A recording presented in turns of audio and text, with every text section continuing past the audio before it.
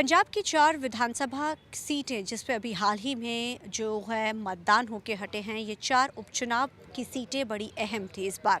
हालांकि सभी पार्टियों की साख बनी हुई है, लेकिन नज़र जो इस बार टिकी हुई है कि क्या इन 4 सीटों के ऊपर जो तिकोना मुकाबला हुआ है, जीत कौन हासिल करेगा। जहां इसके नतीजे शनिवार यानी 23 नवंबर को आने वाले हैं, महज एक दिन बाद ही इसके नतीजे आएंगे। अब ऐसे में नज़रें ये टिकी हुई हैं कि क्या अगर ये 4 सीटों के ऊपर आम आदमी पार्टी जीत हासिल करती तो कहीं ना कहीं सरकार के कामों को लोगों की तरफ से मोहर लगाई गई है। अगर कांग्रेस इस पे जीत हासिल करती है तो 2027 के लिए कांग्रेस खुद को एक तरह से रिप्रेजेंट करे कि जैसे लोकसभा चुनाव में लोगों ने फतवा दे के 7 सीटें उनके हक में दी थी, अगर ये 4 सीटें भी उनके हक में जाती है तो वो साफ तौर पे कांग्रेस ये बात कहती, वो प्रचार के दौरान भी कहती नजर आई कि 2027 में भी यही नतीजे इस तरीके के ही रहेंगे, जीत जो है वो कांग्रेस की होगी।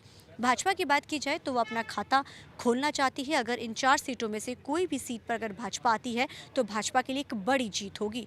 और सबसे जो अहम बात है भाजपा के लिए कि जो भाजपा प्रधान है सुनील जाखड़, जिन्होंने लोकसभा चुनाव के बाद नैतिकता के तौर पर अपना इस्तीफा दे दिया था, तो वो ये बात कहते नजर आए थे कि वो 4 सीटों के ऊपर जीत नहीं हासिल कर सके थे, जिसके नैतिकता के चलते वो इस्तीफा जो है हाईकमान को भेज चुके हैं।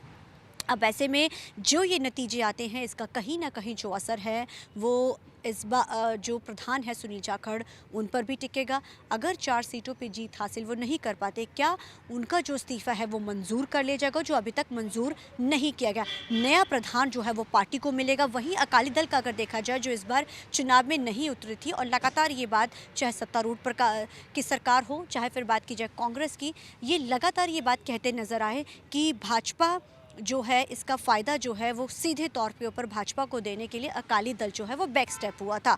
हालांकि अकाली दल के भी प्रधान जो है वो नियुक्त किया जाना है।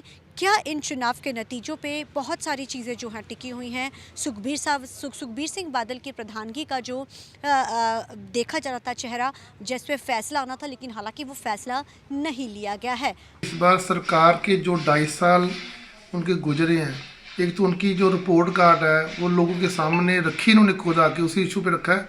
विकास, बेरोजगारी, लॉ एंड ऑर्डर इशू पे जो पक्ष उठा रहा था उसी को लेके ये वहाँ पर मैदान में गए। अब वो चुनावी मैदान में नतीजे क्या होंगे वो चाहे 23 को पता चलेगा, लेकिन ये तो तय हो चुका है कि इस बार जो है चाहे कांग्रेस है, चाहे बीजेपी है और चाहे आम आदमी पार्टी है, कई सीटों पे ट्रायंगल लड़ाई है, कई जगह पर आमने सामने है।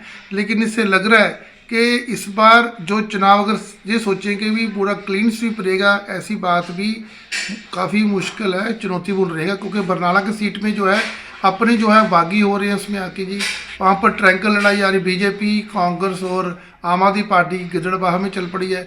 चब्बेवाल में पोजीशन खुद की, राजकुमार चब्बेवाल का बेटा है की, और खुद की, क्योंकि उसकी खुद इंडिविजुअल वोट भी है, वहाँ पर लग रहा है कि कहीं ना कहीं वहाँ पर आप और कांग्रेस जो है उसमें बीजेपी के साथ है। लेकिन फिर भी आप कहीं ना कहीं लग रहा है ग्राफ ऊपर इंडिविजुअल उसकी वजह से, जो उसकी छवि है जो राजकुमार चब्बेवाल की।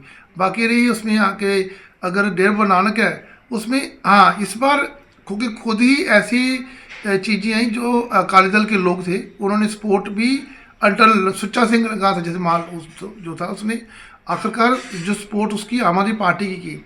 इस तरह से जो अकाली दल की वोट ने ओवरऑल, तो ये कहाँ गई है ये तो वक्त बताएगा।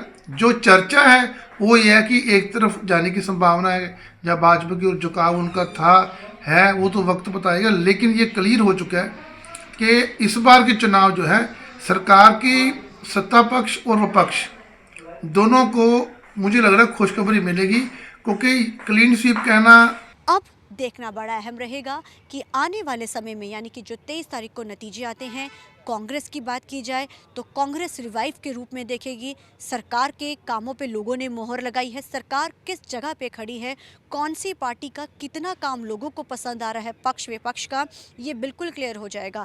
अगर भाजपा सीट हासिल करने में शामिल हो जाती है तो कहीं ना कहीं भाजपा 2027 के चुनाव के लिए ज़ोरदार प्रचार शुरू करेगी और प्रधानगी के चेहरे पर भी मोहर लगती जो है वो नज़र आएगी। यानी जो नतीजे शनिवार यानी कि 23 तारीख को आने हैं, वो तीनों ही पार्टियों के कहीं ना कहीं कहाँ पर वो स्टैंड करती हैं, कई बड़े फेरबदल जो है पार्टियों में होंगे, सभी चीज़ें इन नतीजों पे तय होगा। अब देखना रहेगा शनिवार को आखिर नतीजे किस ओर जाते हैं। कैमरामैन अलजिंदर के साथ चंडीगढ़ से TV9 के लिए अमनप्रीत कौर।